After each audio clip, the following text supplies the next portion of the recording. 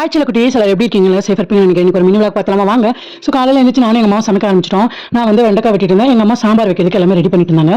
எனக்கு காய்கறி நறுக்கிறதுனா ரொம்ப பிடிக்கும் அப்படின்னு எல்லாத்துக்குமே தெரியும். அதுவும் இல்லாமல் என்னது வெண்டைக்காய் வெட்டும்போது அழகாக வரும் தெரியுமா? அதை வந்து எங்கள் அம்மா வீடியோ எடுக்க சொன்னாங்க. எங்கள் அம்மா வந்து வீடியோ எடுத்து கொடுத்தாங்க. அதுக்கப்புறம் எல்லாத்தையுமே வந்து நறுக்கியாச்சு. நறுக்கிட்டு மற்றது என்னென்ன பண்ணுறோம் அப்படின்றத பார்க்கலாம். அக்காவும் பாப்பாவும் வந்திருக்காங்க.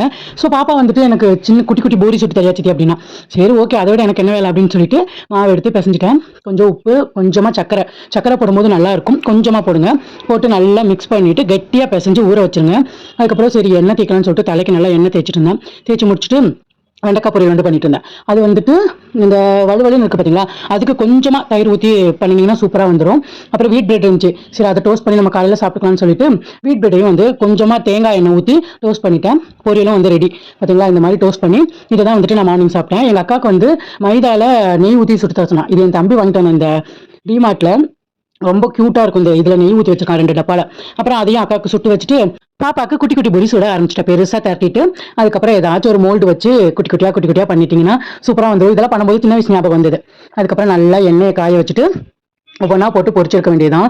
ரொம்ப அழகாக பொரிஞ்சிருந்தது. பார்க்கும் போதே ரொம்ப சூப்பராக இருந்தது. அதுக்கப்புறம் ஒவ்வொன்றா பொரிச்சு வச்சிருந்தேன். பாப்பா வேறு தூங்கிட்டு எந்திரிச்சு வந்தானே காமிச்சனா ரொம்ப எக்ஸைட்மெண்ட் ஆகிட்டா. ஐயோ சித்தி பொரிச்சிருக்கியா அப்படின்னு சொல்லிட்டு. ஸோ குழந்தைகளோட சந்தோஷத்தை தாண்டி நமக்கு எதுவுமே இல்லை. அப்புறம் பாப்பாவுக்கு எல்லாத்தையும் சுட்டு வச்சுட்டு கொஞ்சம் பால் இருக்குல்ல, பால் வந்து ஃபேஸுக்கு போட்டு நல்லா வந்து மசாஜ் பண்ணிட்டு குளிக்க போயிட்டேன். குளிச்சுட்டு வந்தாச்சு. நான் பாப்பாவை கிளப்பி ஸ்கூலில் கொண்டு போய் விட்டுட்டு வர வேண்டியதான். பாய் சில குட்டீஸ், லவ் யூ ஸோ மச். ஹாப்பியாங்க, சேஃபாருங்க.